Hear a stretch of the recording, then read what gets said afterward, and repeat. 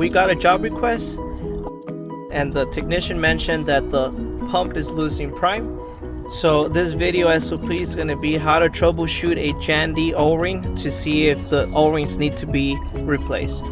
So how to troubleshoot it. First thing you want to check is you want to make sure you check the unions. Make sure the unions are correct. The lid, if it's cracked also, and then the lid O-rings. If you already check all these 3 items, then afterwards you check for any hairline cracks here too.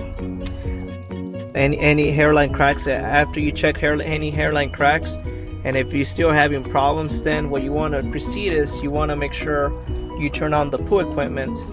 And to turn on the pool equipment, you go into quick clean.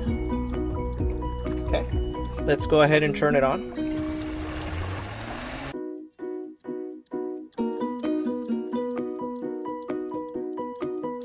Perfect. The system is priming. When the system is priming, what you want to do is you want to release the high air release valve. Right after you check that, at that point, what you want to do is you want to go ahead and turn off the pump while the pump's priming. Just turn it off.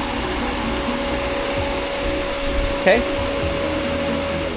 As you can see, we saw some splash.